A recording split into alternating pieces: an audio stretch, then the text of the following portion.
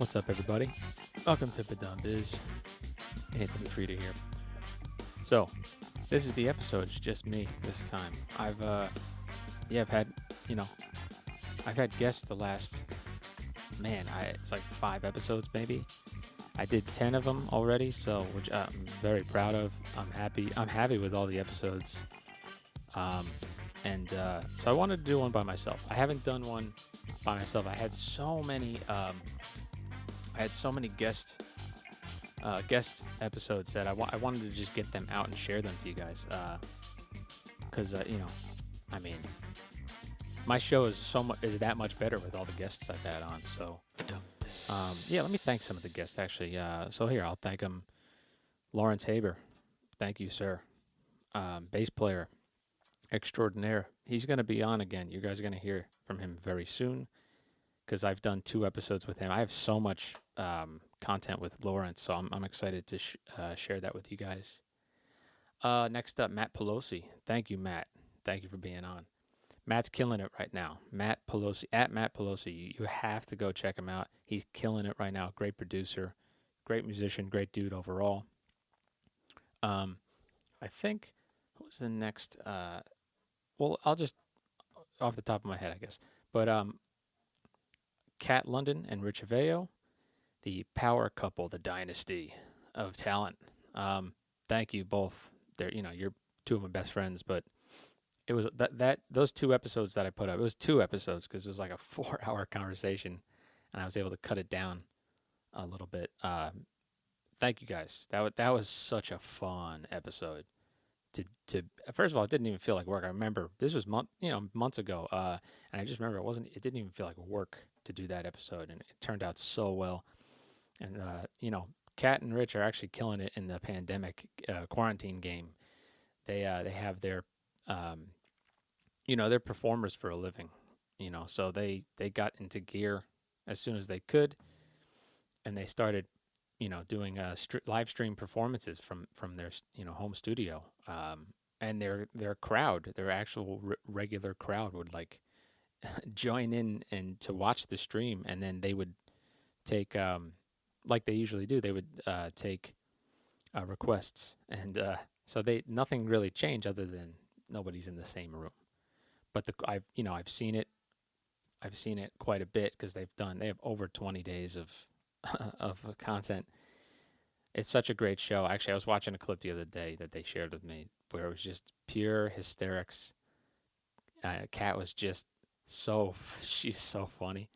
And Rich, responding to Kat is even funnier. The 2 of them together, it was great, man. So thank you both. Thank you both. You'll hear more. You'll definitely hear more of them future episodes for sure. I'd like to thank, who else can I thank? Let's see. I would love to thank, Jim Tyndall, man. Thank you for being on the show, sir. Jim of First Mountain. So he had his album release, First Mountain. Please go check out his Bandcamp page, First Mountain. Jim's a great dude. We had an awesome conversation.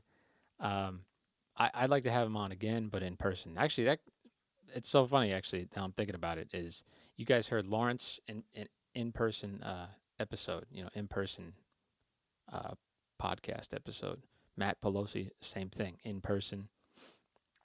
Kat and Rich was in person because these episodes were recorded months ago.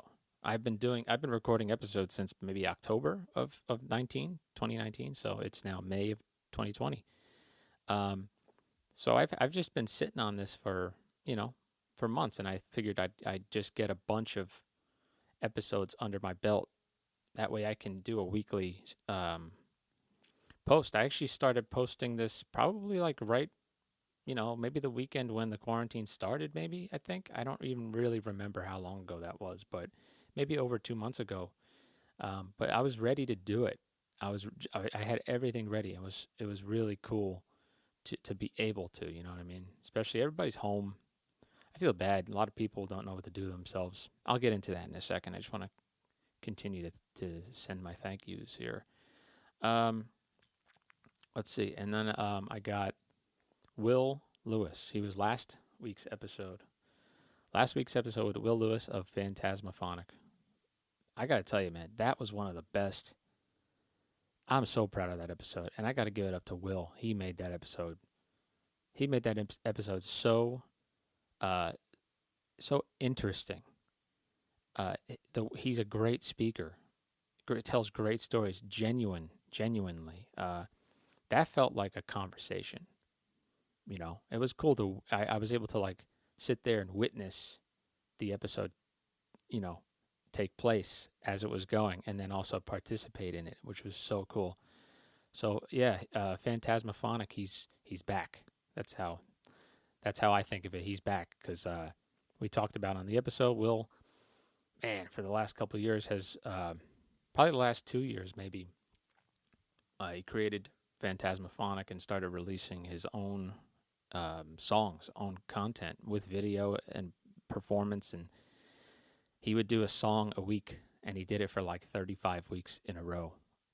Until he had to stop because of just logistical things, life things. But incredibly impressive because you write a song, you know what I mean? Like, hey, you, and that could be somebody saying to me, hey, you write a song, and I go, okay. When do I have to have it done by? Tomorrow. Or no, I'm sorry. You have 6 days. And I'd be like, is there a way out? Yeah, you could just not do it. All right, I'm just not going to do it. Will was able to apply the right amount of pressure on himself and the right amount of motivation to keep himself going. Very impressive. And I was actually honored to be in his return. I was probably his first song back. Now, he's not going to do one a week anymore, but I don't blame him. But he did say on the episode, we got right into it. He's back. He's motivated. He's got his new studio set up in his home, and so please check out Phantasmaphonic with Will Lewis. Check out all these episodes if you're a first time listener. Go back and take a gander at it. Like, I don't even know what gander means. I've heard that saying before. Take a listen. You don't have to listen to the whole thing. I know they're like over an hour, especially the ones with me. You don't have to listen to too much of just me. And man, comment what you think. I don't really care that if people hate it. You know what I mean? But leave a comment if you hate it. I don't care. Feedback is important, man. Even negative feedback is important. I don't have to take it in, and I don't have to believe it as truth. That's something I've learned over this quarantine, over this time of sort of isolation. Yeah, it's pretty isolating, I guess. Yeah, for me, my life. Definitely for others, I'm sure, but I'm also like a hermit in a way sometimes, and so it's not too different than what I'm already used to. But I've learned, you're gonna get negative feedback, or you're gonna get criticized. It's just gonna happen. You can't protect yourself from it, or I'm sorry, you can't prevent it from happening. How about that? But you could learn to protect yourself from it. Just how you manage your expectations. So feel free, fire away, man. If you're loathing this show, man, share it. I don't care. And if you love it, please tell me. Please share. I actually don't know who absolutely loves it, but people I know have reached out to me and just paid me great compliments over it, and I'm just happy. I'm just happy that anybody's listening to it, even if it's just one person. It's been really fun. There's so much more. I have so many other guests. I kind of want to say, but I'll just leave it up for a surprise. I mean, it's been so cool, and I even had ones planned for before the quarantine happened. I had plans to meet up. Like, I had scheduled dates to meet up, or to have somebody come by and certain people come by and record a podcast in person. Actually, Jim was one of them, but we did it over Zoom. It was still a really good episode, but yeah. So that unfortunately could not happen with the in-person thing because of the quarantine. So hopefully, if we feel like we're safe enough, hopefully people are open to come in here and do a live one. Um, yeah, I'm excited. I'm very excited. So 10 episodes in. This is number 11. Here we go. So speaking of, I want to get into that the quarantine thing specifically on social media. Specifically, like people I know, people who I've worked with, people I'm sort of friendly with. I've seen this post, and and I've seen it recently, since it's like we're 2 months plus in to this thing, and I feel so bad. And some people are posting this stuff about, hey, and they kind of are asking, they're asking their Facebook friends or whatever, hey guys, does anybody else feel this incredible pressure to be productive and to have something to show for this time in quarantine? Because I don't know what to do with myself. And does anybody else feel sort of, like they have to prove themselves, or they have to prove their worth for how they spent their time? And man, I relate to that. I relate to that so much. I have a very critical, overly critical, uh, inner voice that essentially is just a lot of negative self-talk. And thankfully, this quarantine has allowed me to kind of, spend time with that voice, if that makes sense. Because I'm not, getting in the car and, you know, going to work or going to a gig. I'm in one place most of the time. And, there's only so much you can do to occupy your time. You get bored. Once boredom strikes, that voice takes over, or it becomes louder, I should say, in which that voice is anxiety. And I imagine that when these people are posting these things, they're feeling anxiety, and maybe they don't know how to deal with it. Maybe they've never, up to this point, felt it this much. And I feel bad. And the only thing I could tell you, I'm not a doctor. I'm not a psychologist. I do go to therapy, and I do practice certain like cognitive behavioral therapy methods, I guess, to apply to my life. I've been reading a great book called Feeling Good: The New Mood Therapy. I gotta look this up to make sure I have to actually I want to promote this book. I don't care if nobody reads it, but this is for everybody. David D. Burns, MD, Feeling Good: The New Mood Therapy. It is an incredible book about I basically learn about how the brain works. What depression is, what anxiety is, and how it drives our behavior in all ways.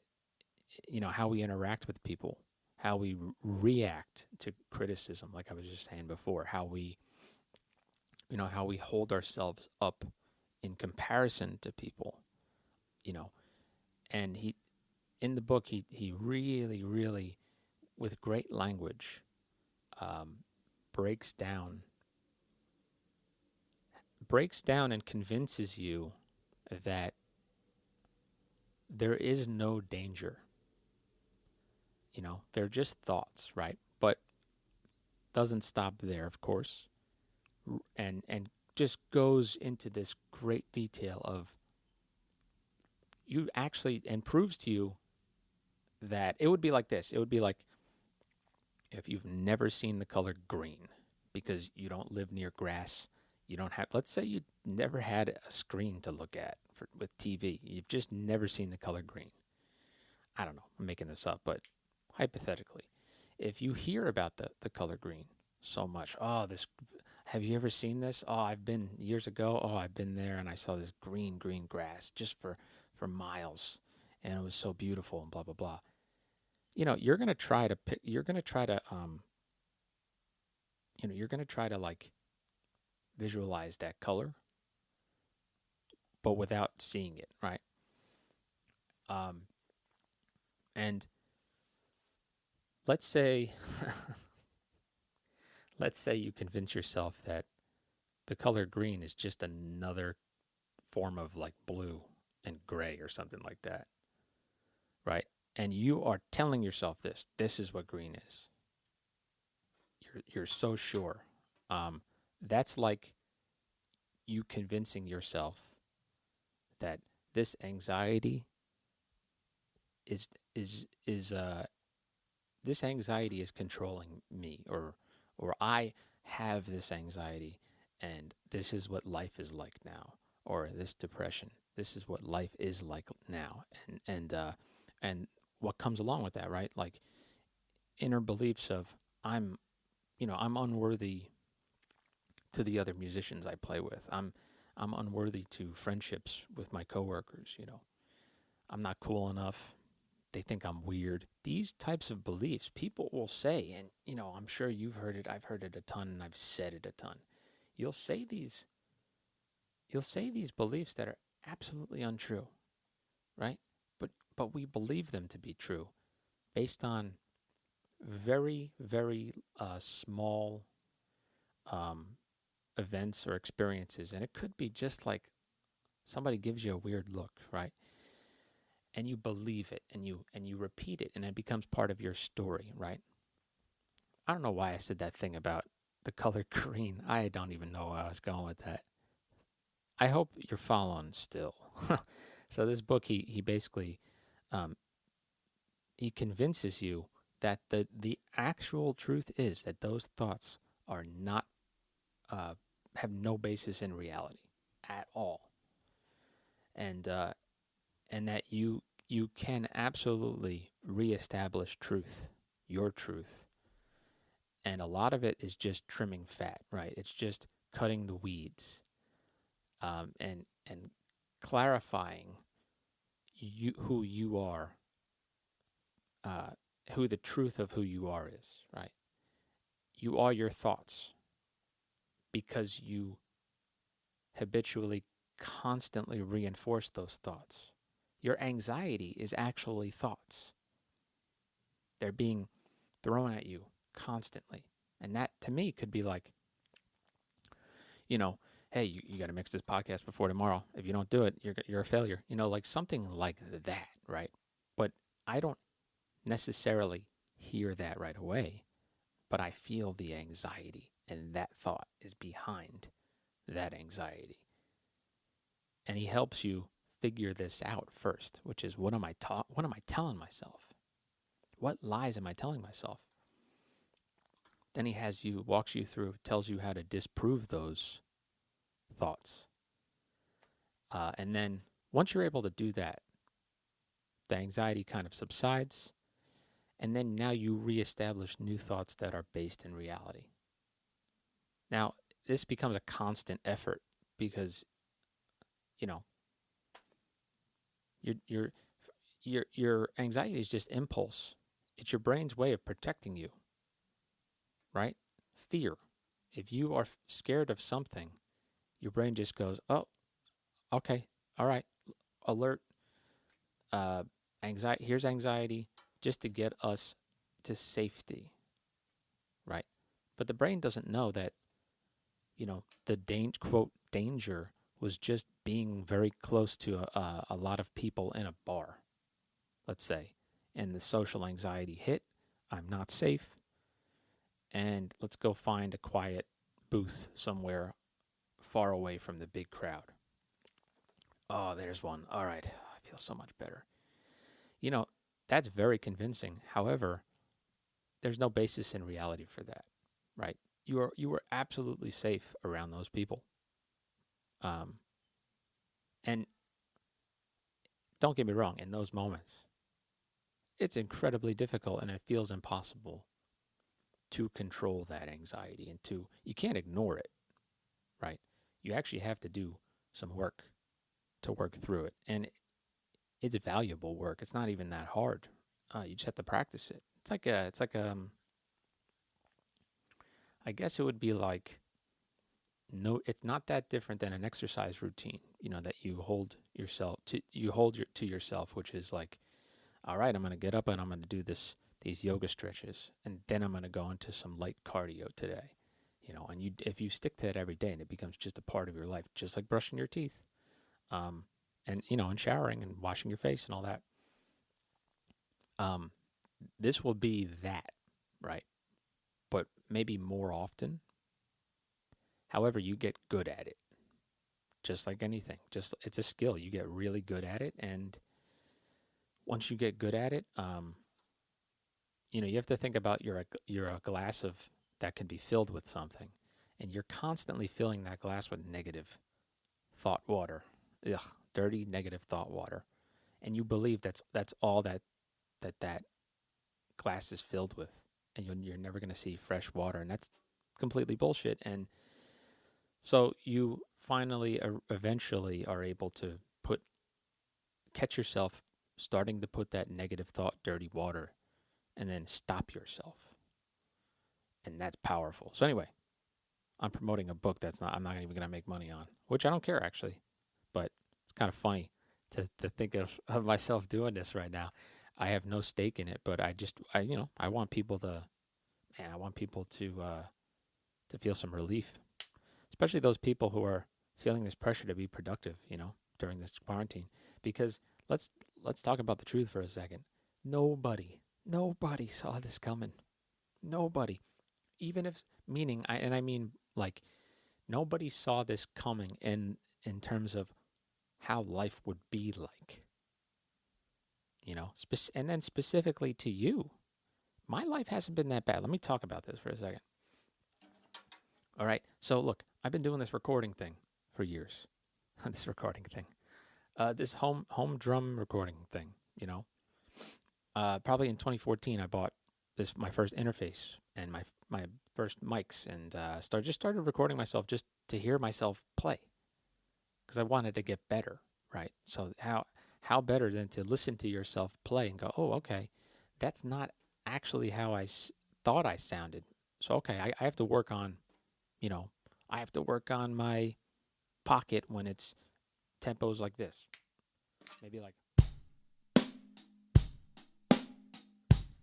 And maybe I go, okay, you know what? I kind of am a little ahead of the tempo. All right, so I have to work on this. It's become very clear to me that I have to work on this. So that's what I started doing. Then eventually I started doing like drum covers, which is you play drums to a song that exists. You play along with the drum part. Once I started doing that, then I had to get into like what's called mixing, right? So mixing is just your control. You're sort of altering the sound of. For me, it's multiple sounds, like multiple mics to create this one drum sound, and I'm manipulating like EQ, equalization, which is lows and highs. Oh god, that was gross. But you know what I mean. Like you can put more low. Hey, bump up the bass. You ever hear somebody say that? Or or I can take down some of the middle frequencies that, and they, and then I'm rambling here, but that was challenging, by the way. Mixing was always challenging, and it was intimidating. But I had friends that knew how to do it, and I would just constantly ask them. I would look online, YouTube videos for like tutorials, and eventually I got, decent at it. I'm decent at it right now. I'm not a professional audio engineer, nor do I want to be one. But it works for me, and as long as I'm, just like I look at it like cooking. I have a flavor in my mind of what I want to taste. I have these ingredients. These ingredients should be able to get that flavor. I take my time with the cooking process, and at the end of it, okay, this came pretty close. This is pretty good. This is tasty. That's how I go about mixing. You know what I mean? Except the food's not going to spoil, and I don't have to ever throw it out. So, reason why I'm talking about that was this was the last, since 2014, I have been working on this stuff, on and off. And it's been, I guess, a hobby, in a way, And now, because also, like, when you're recording drums, you have so many mics up. I have 8 mics up right now, including the mic I'm talking into right now. And you have to route the cables that connect into that, into those mics. And you have to route them to get into the back of the interface, which is plugged into the computer, which is going into the software that's recording me right now, you know? And you learn all of the logistics to that stuff too. And then then now we're talking about workflow. All right, how do I make this more efficient, right? Now I have this awesome setup where I have like my laptop is maybe about 5 feet from me. And I have it aimed at me like that in front of me because, and I'm getting to the point here, because at the start of this quarantine, my main source of income is I teach drum lessons, and I do it in person. I do it one-on-one. I do it children and adults. So the quarantine totally prevented me from being able to do that. Totally, in person, that is.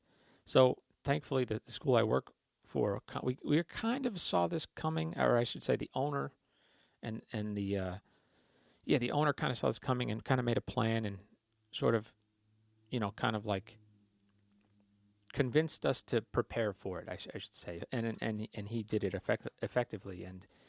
And then our the person who books the lessons and is basically the general manager of the school, he also was ahead of the game in terms of setting ourselves up. So we started doing video virtual lessons. And now, most of the teachers, let's say they're vocal teachers and piano teachers. There's a few guitar teachers, and most of them, I guess, are using like an iPad or their phone, and they're just using the microphone that's on that device, right? And now the students are definitely doing the same thing, right? Now, don't get me wrong, I could have done that, but they're drums, and they're fucking loud.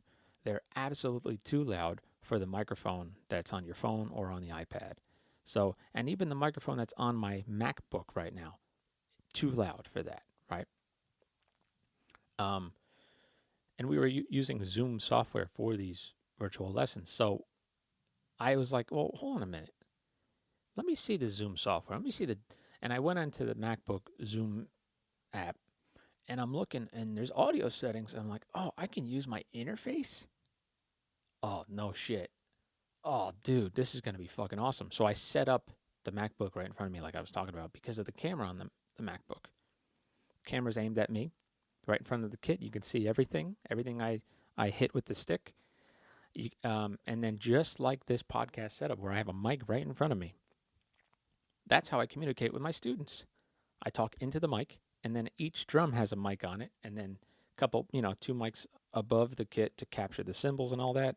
So the student is getting a very, very good compared to what I'm getting from them, which is, again, the microphone that's on their mobile device. It's kind of shitty, but it's okay. I can deal with that. I know how to deal with that, but they're getting such a good quality sound from me, both my voice and my voice and the drum set. And it's been incredibly effective. And guess what? I've lost 0 students. I think there might have been like maybe 2 or 3 two or three students that were just too young to do it, via a video lesson, and that's totally fine. So all my other students, I'm still teaching remotely from this seat that I'm sitting in right now, the seat that I started podcasting, drum podcasting from, is the same seat that I teach my lessons in. And once I figured out that I could do that with the microphones and the interface and whatever, it really just took 20 minutes to set up. And guess what? I've been making an income through this quarantine. Very close to what I was making before the quarantine. Very close. And I'm getting by. And man, I'm so thankful to myself. So thankful to myself in the past couple of years for just, for just developing this skill, and I was just so interested in it anyway. So I just wanted to be good at it, So I'm just very thankful to myself. And that's another thing, by the way, in that, going back to that book for a second, be good to yourself. Self-compassion. That's really the key. Don't be mean to yourself. And here we go. So I'm practicing this right now. Hey, Ant, thanks, man. Dude, you are a lifesaver, bro. In all seriousness, though, I am back to like my quarantine life. Has not been that bad. I could still work. I still have something to kind of grow. I'm constantly wanting to make these lessons better, coming up with new ideas to how can we make this even a better experience. And I've man, it actually almost is somewhat better than being in person because of things like I can share the screen. I can share my screen, and I have an app that I put up music notation. I can really quickly punch in a drum beat, that otherwise it would be very difficult to show them by rote, by looking at me and hearing me play. So I can do that very quick and share screen, and now they have on their screen the music that I want them to play. I mean, it has been fucking awesome, So back to the people who feel like they have this pressure to be productive, the only thing I could say if you're listening to this and you feel this way is be nice to yourself. You could not have seen this coming. I bet you some of these people have kids. I can't imagine what that's like. And the kids I feel bad for too, man. What are they doing all day other than when they were going, I think they were doing school, but video lesson school. But what about the rest of the time, man? And they're being forced to kind of stay inside. Man, it's just, I feel bad for people who feel like they don't know what to do with themselves. So here's what all I have to offer. Get this book. Read this book. Learn about yourself. While you have the time to, you have the space to, maybe. Stop putting pressure on yourself. Nobody is expecting you to put out a product. You have to live your life. Even if family put expectations over you for whatever fucking reason. I'm not even going to get into that stuff, but you're the one who has to live your life. So ultimately, you don't need to apologize for how you live your life if it only affects you, really. Directly affects you. You don't have to apologize for anything. You don't have to explain it. It's your life because you're the one living it, right? I'm the one living my life. And this is what I'm doing with it right now. And hey, I'm enjoying it. I'm enjoying it. I'm taking the time and I'm milking it. I'm milking the enjoyment of it. And I want it to get better. I want to get better at this podcasting thing. Really, I don't even think of it as a podcast, man. This is a show. This is so cool when I have a guest on. Oh, dude, it's fucking awesome. I'm happy with it, and I see it. I see growth in it, possible growth in it. So for you, do something. Do something for yourself. Do something from the angle of self-compassion. You know what I mean? And take care of yourself in some way. Be nice to yourself, and fuck anybody else who wants to. You know what? Something in the book. Even saying fuck that person who thinks this. That's actually not even necessary to say that because I just created anger for that person. Guess what? That person is coming at you with that because that's how they're talking to themselves. So they're not really even talking to you. They're talking to themselves and they're projecting, right? So ignore that person. You don't have to. I mean, that's their thing, right? That their words don't need to influence me at all, right? So anyway, blah, blah, blah, blah, blah, blah, blah, blah, blah, Anthony. All right. One other little topic I wanted to touch upon is Will Lewis last week on that episode. He talked about his injury and how it completely changed everything for him in terms of his guitar playing, his musical performance career. And I feel for him because I briefly touched on it. I think in that episode, I didn't want to take the attention away from what he was saying. But I've been I've been suffering from. I mean, you can call it carpal tunnel syndrome. You can probably call it some other type of like tennis elbow or tendon, whatever the fuck. But here's the real deal, and this is what going back to talking about anxiety. Um, I've read like three books actually about. There's this idea that your thoughts and your anxiety change how the stance and how you hold yourself in your body. And this is scientifically proven. It's like evolutionary shit. It's primal animalistic impulse stuff. You're anxious. Maybe your neck tightens in some way. Your shoulders go up a little bit. Your breath shortens. Now, if you think about it, you're putting yourself, into that mode by how you react to certain things. So if you are putting yourself in that mode very often, you're going to stay, your body is going to stay in those positions more often. And guess what? Those positions, tension, they're not healthy for the body, of course. If you don't exercise that much, which I really don't, I should, of course. But if you don't, it will definitely affect your mobility, and, also your posture. And then everything starts pulling. Everything is tense. All the muscles. So everything from my neck to my shoulders, apparently, or a doctor told me, he's like, your shoulders are like hockey pucks. You need to go get a massage. And even that, I'm thinking, man, that's not even going to help. The massage is going to help kind of like, it's going to help like a Band-Aid, right? But what's really going to solve it is learning about my anxiety, learning to catch it, disprove the thoughts, and hopefully that'll, over time, like, I'll feel better, of course, less anxious, which is great. Have less days where I wake up, depressed or something like that, or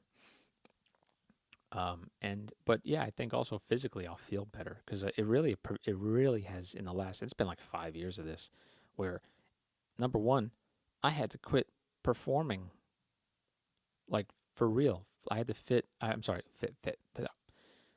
had to quit doing like wedding gigs because it was just way too painful to get through, and it created a lot of anxiety. And my brain responds every time I go to play certain songs, like pop songs or something, or play at a certain intensity. My brain sends an anxiety signal, and I start feeling pain. And that, again, that's a way of the brain trying to protect me, like going, "Hey, Aunt, there's danger ahead. Remember? Yeah, you should probably stop doing what you're doing." It's crazy. It's crazy how the brain works. So if you have,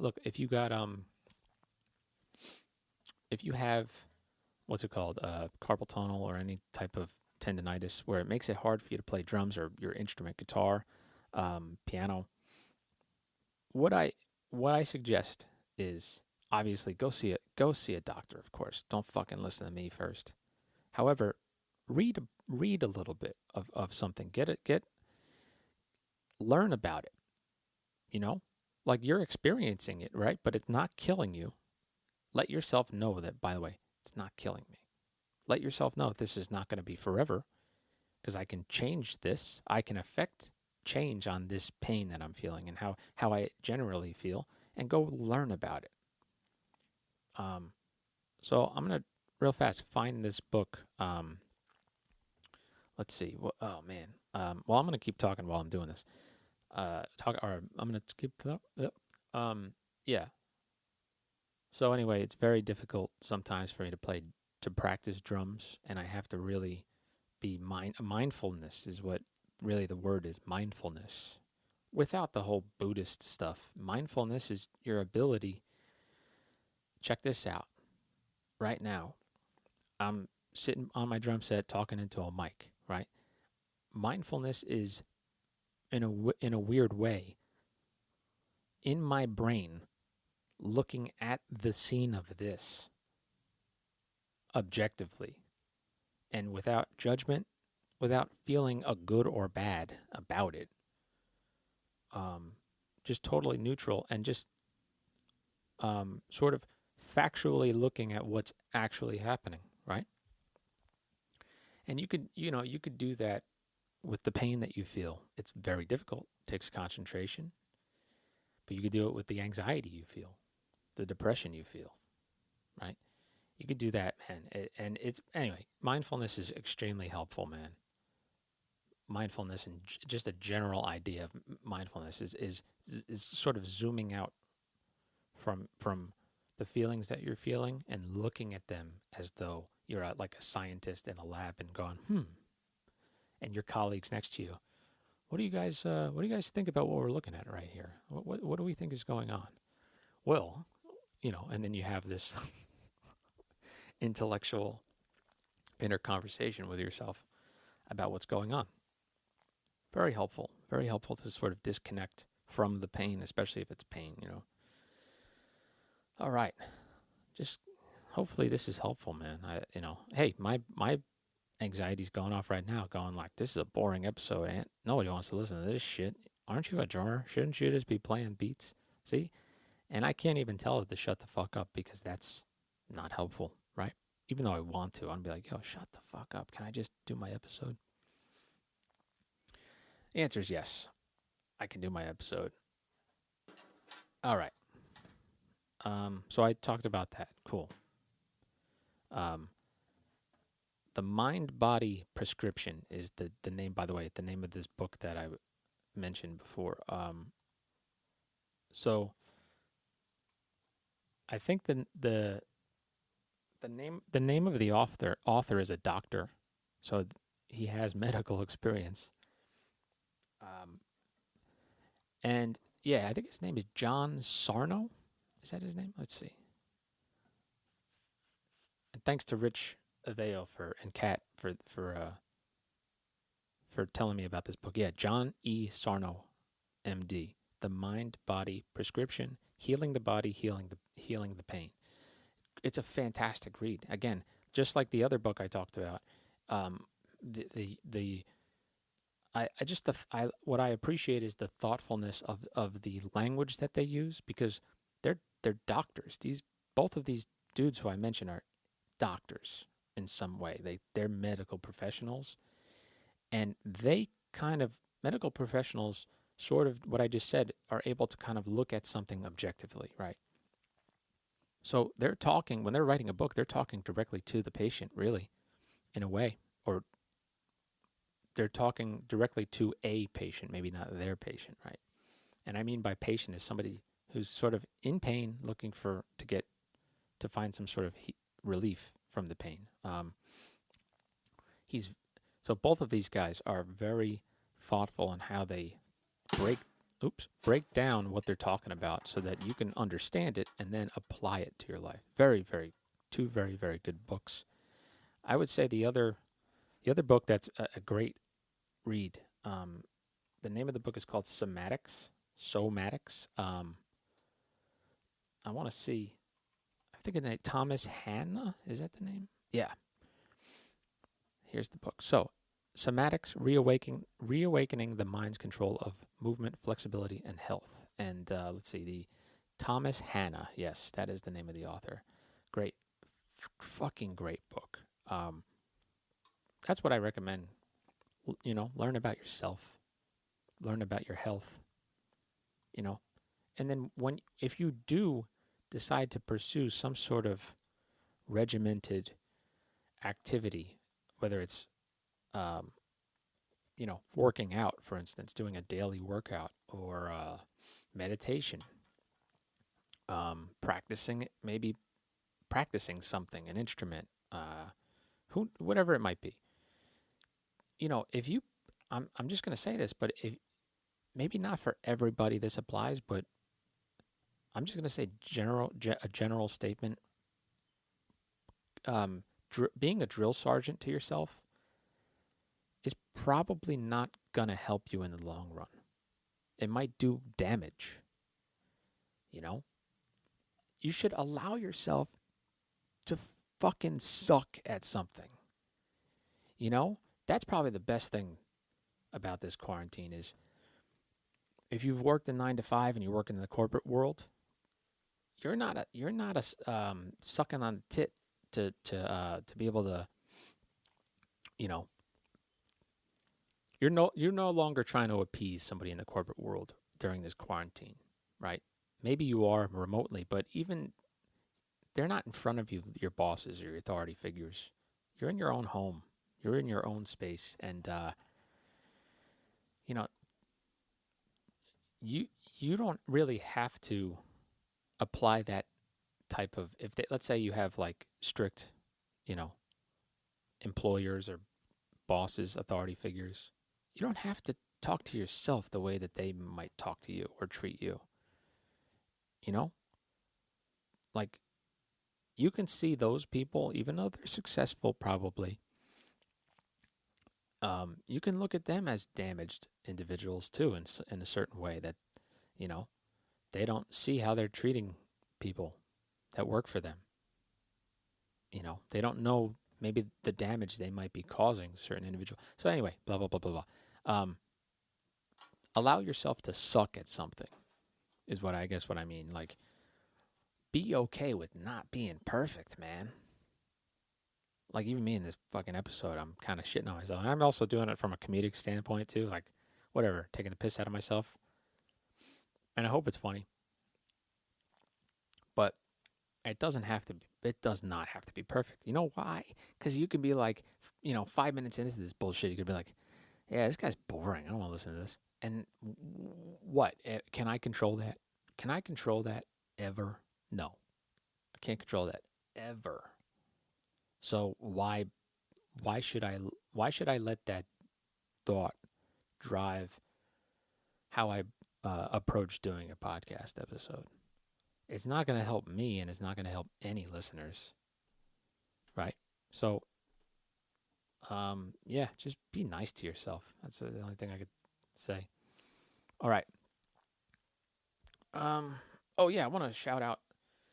Let me do a shout out to. I should have done it in the beginning of the podcast, but I want to shout out to some people who I've kind of done some like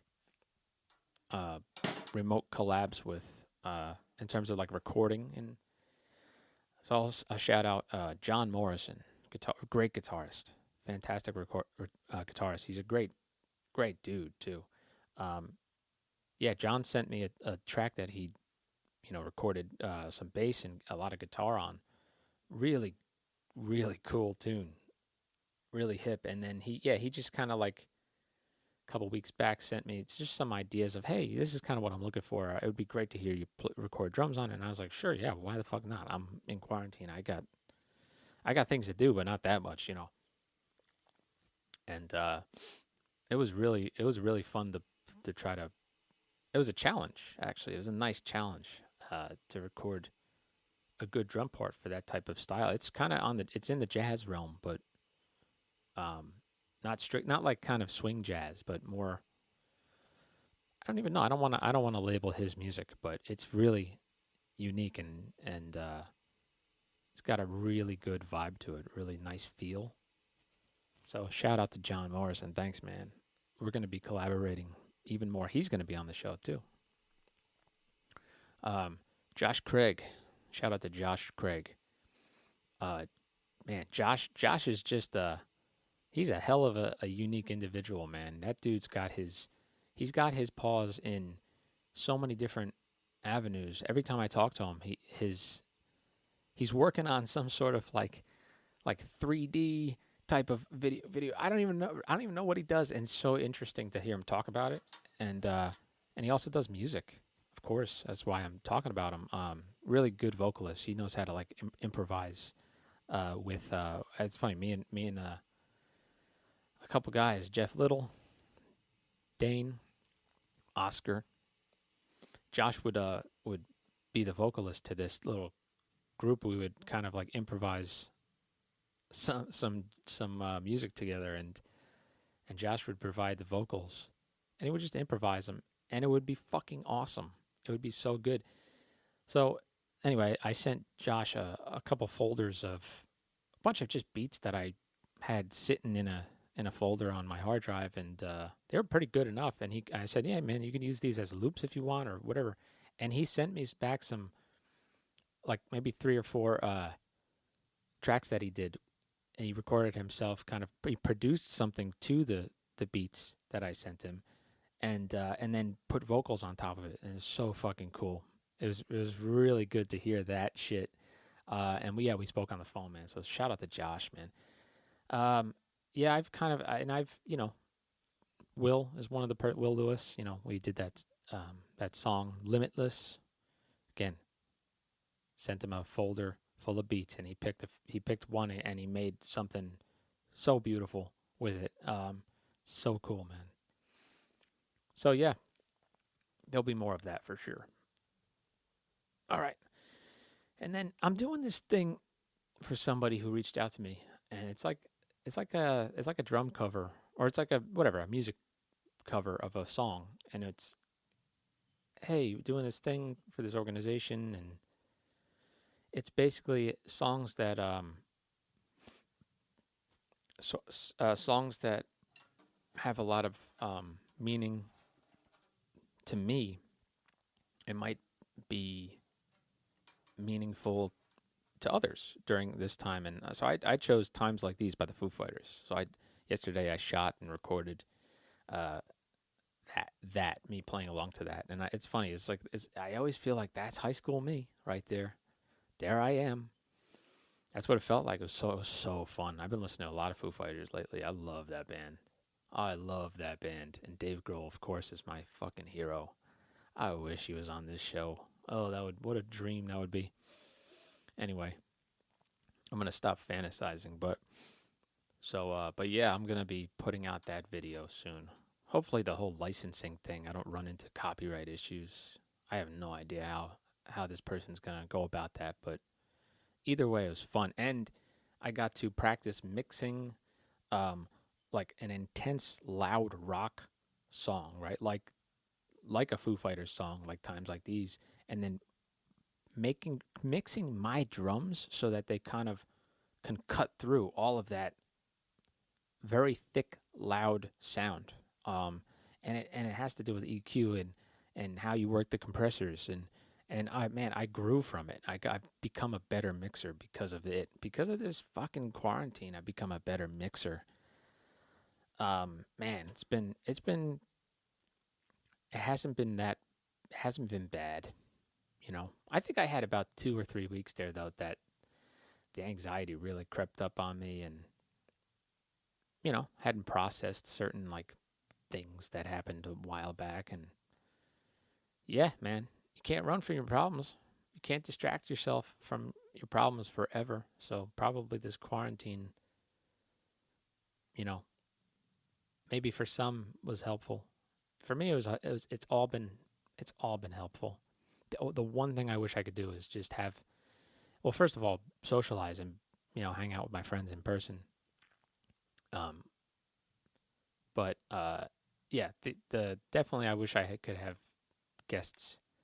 I could have had guests on, in the studio with me to do some live kind of, have the person in front of me with their instrument, to do some live music on this show. That would have been so cool. So, but I want everybody to expect that for sure.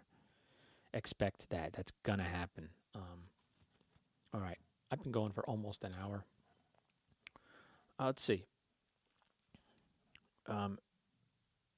So yeah, I've been talking about listening to the Foo Fighters. Man, what great drums on those songs. Fantastic drums. Dave Grohl did a lot of the drumming on the first couple records, and then Taylor Hawkins, who is the drummer right now, he's been recording, of course, for the last bunch of years. And they're both fucking incredible drummers. Taylor Hawkins, I saw the Foo Fighters, I think, in 2018. I saw them twice, and I remember when I saw them the first time that summer, they had talked about, oh, this is our 100th show. And I thought about that. Around the world, this is their 100th show. And I've never been able to say that. I've never even been on a tour like, oh, this is our 20th show or something like that. That's incredible to me. And these guys, they're in their 40s, maybe even early 50s. They got families, man. I got to give them a lot of credit. And I just hope, healthfully they're taking care of themselves when they're on these long tours. Because let me tell you something. Your body takes a beating. There's a lot of lack of sleep, poor diet, dehydration for sure. And then, the high of being on stage in front of thousands that love you and your music. And then by the way, Dave Grohl interacts with each crowd. It's awesome. If you've never seen Foo Fighters live, go see them. It's a great show. I give these guys a lot of credit for being able to sustain that momentum throughout a tour like that. Why did I come into this? Because I wanted to play a certain thing. I might not. Let's see. What was a song that the drums were fucking amazing too? Let's see. And I'm stalling because I can't think of one. Why can't I think of one right now? I think I played on the podcast Learn to Fly. I've demonstrated. So same with My Hero. There's a song, Hey Johnny Park, I think is what it's called.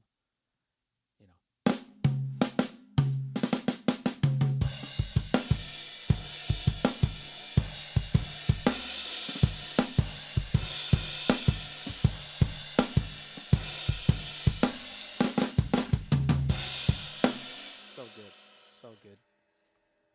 That's off of Color and the Shape. Oh my God, that song Monkey Wrench is just incredible. It's just high octane energy the entire time. 1, 2, 3.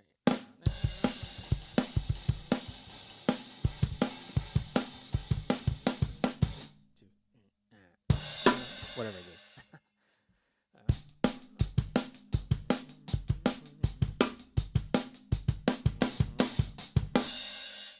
So good. 1 and 10. Everlong. Jesus, man. Everlong. Fucking still a difficult song for me to get through, man. It's just constant.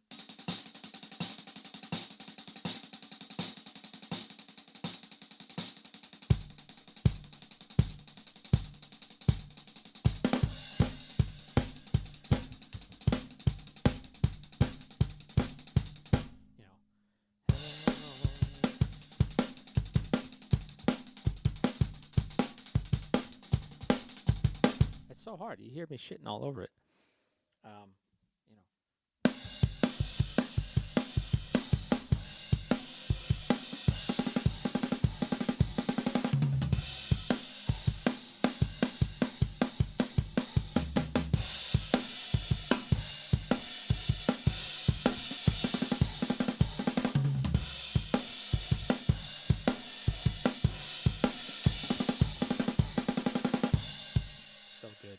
So good.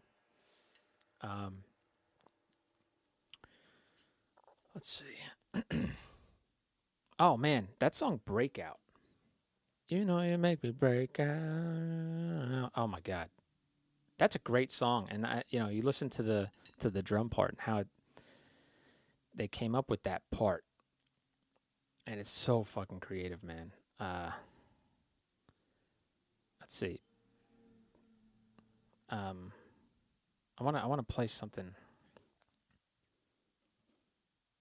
Let's see.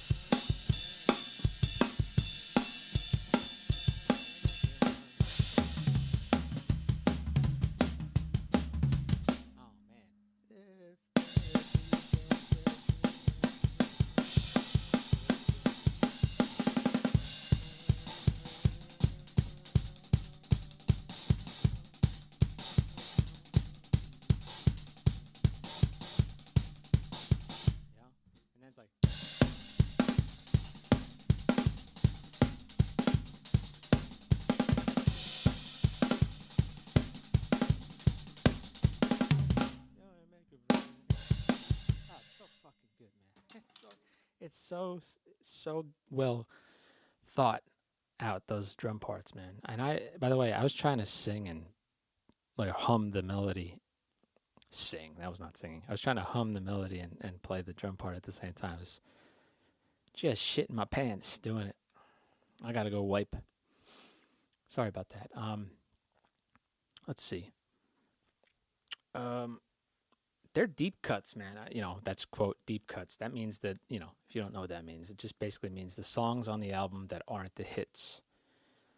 Man, almost every album, they have these fantastic deep cuts. Like really great songs, well written, and performed, of course. Let's see.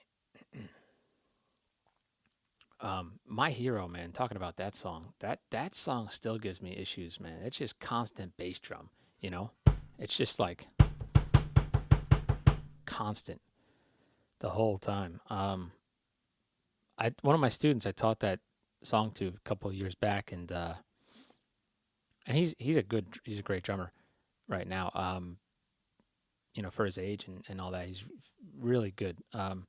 And I remember teaching him it, and after he got the part, down and was able to play it, he was able to play that part with I was just talking about with the bass drum, just with no problems. Just wipe the dust off his shoulders like it was nothing, and I still have trouble with it. And that's just one of those things, man. I'm telling myself in my brain that I can't do it. Shut up, anxiety. Yeah, My Hero, man. What a fucking awesome song. Yeah, I might see. I like doing that. I like kind of picking songs that I'm like, oh man, these are great drum parts. I'm gonna do more of that. If you, I've said it before. If you ever have like requests, I take requests at breaking down drum parts. Now, if you have requests, just send them in, man. Just email BaDumBizz@gmail.com. See if we can break apart some great drum parts, By the way, if I don't like the song and I don't like the drum part, I'm probably not going to do it. Sorry. If I hate the song, but I love the drum part, I'll do it. Have I done that? I don't think I've done that yet, but I do that for my students when they request a song I just absolutely don't like. But it is fun to break down the drum part for them and then see them play it. All right, I think I'm going to wrap this up. I think it's time. All right. Well, thanks for listening to BaDumBizz. Again, my name's Anthony Freda. Thanks for being a great listener. Wow, what a way to end the show. Scratch all of that. Thank you for listening. Tune in next week for... I don't know what I'm going to do next week. For real, though. Thanks for listening, and I'll catch you on the next one.